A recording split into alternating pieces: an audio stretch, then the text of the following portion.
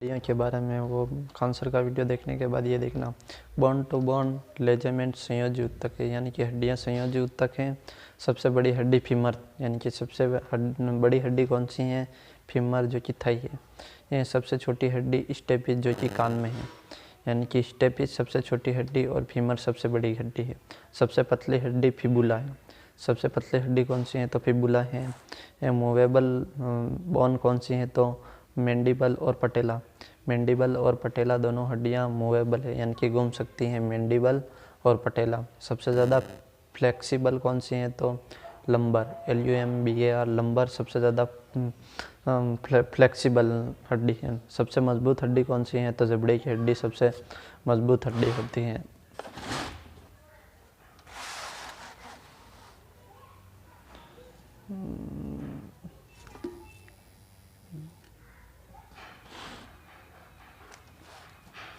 सबसे भारी हड्डी कौन सी है? तो फीमर। सबसे भारी हड्डी भी फीमर। पसलियाँ कितनी हो? तो पेयर में 12 होती हैं और कुल 24 होती हैं, यानी कि पसलियाँ पेयर में 12 होती है और कुल 24 होती हैं। सबसे भारी बोन कौन सी है? तो सबसे भारी बोन भी फीमर है। मांसपेशियाँ, स्टडी ऑफ मसल्स क्या कहलाता है? तो मायोलॉजी कहलाता है। स्टडी ऑफ मसल्स मायोलॉजी कहलाता है। मायोलॉजी कहलाता है। 2 minute. Study of muscles myology कहलाता है। 2 मिनट, थोड़ा सा ऊपर करना।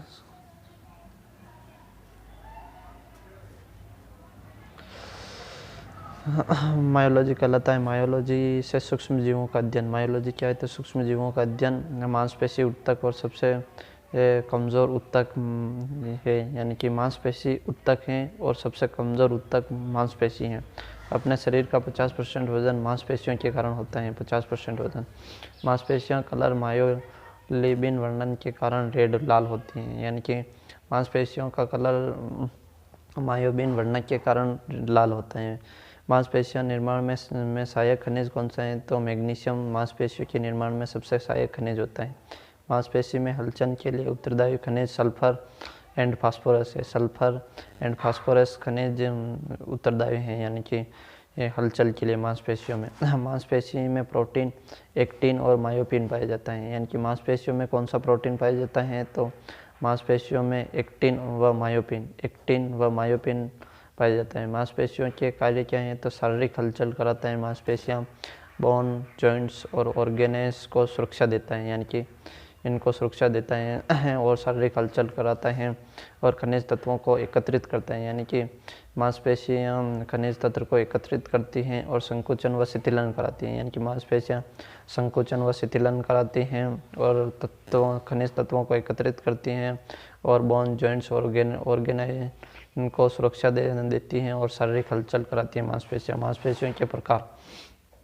कंकाली मांसपेशियाँ ये ऐच्छिक होती हैं, यानी कि कंकाली मांसपेशियाँ ऐच्छिक होती हैं और हृदय मांसपेशियाँ और चिकनी मांसपेशियाँ ये अनैच्छिक होती हैं, यानी कि हृदय मांसपेशियाँ और चिकनी मांसपेशियाँ अनैच्छिक होती हैं और कंकाली मांसपेशियाँ ऐच्छिक होती हैं।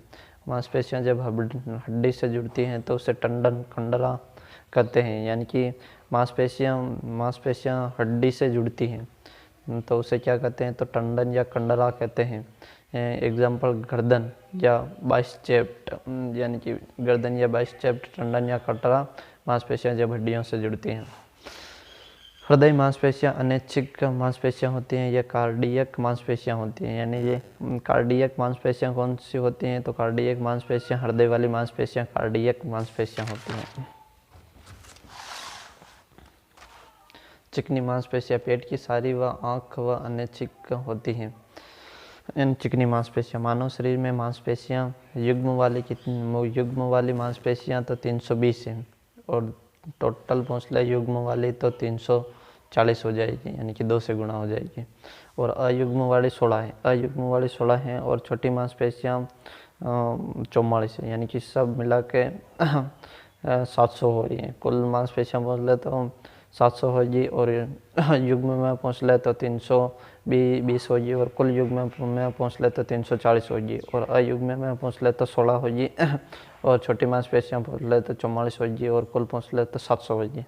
सबसे बड़ी मांसपेशियाँ ग्लूटियम मेंजिस या हिप में पाई जाती हैं, यानी कि सबसे बड़ी मांसपेशी कौन सी है? तो ग्लूटियस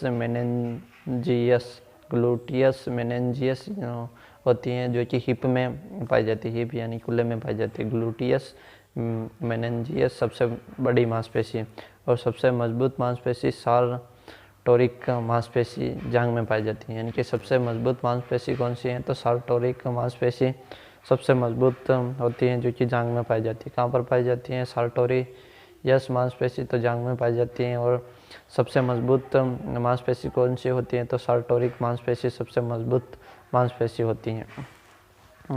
सबसे चौड़ी मांसपेशी कौन सी है, तो लेटिसिमस होती है। यानी कि सबसे चौड़ी मांसपेशी लेटिसिमस होती हैं। यह जांघ में स्मॉलेस्ट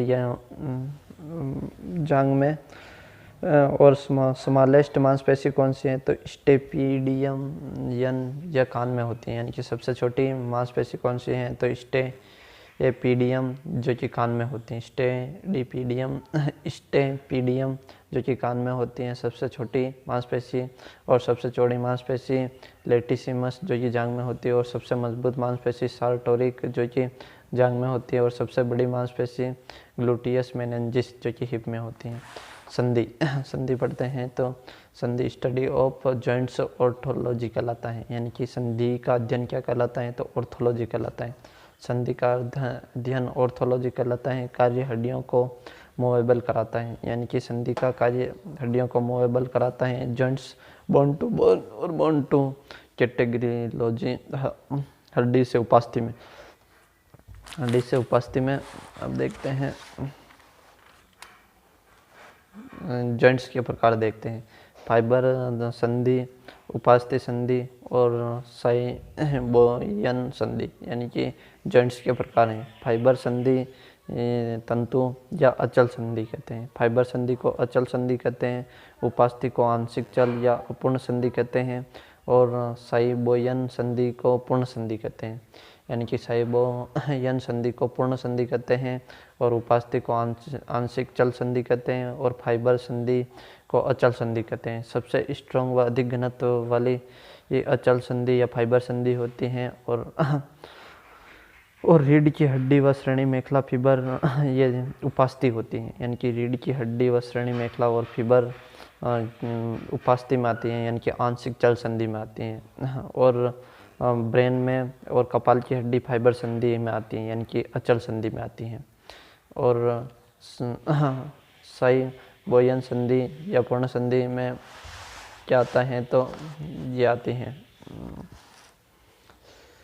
पसलियों व स्टेर्नम के मध्य कौन सी संधि होती है, तो साइबोयन संधि या पूर्ण संधि। पसलियों व स्टेर्नम के मध्य साइबोनियम संधि या पूर्ण संधि होती है। साइबोनियम संधि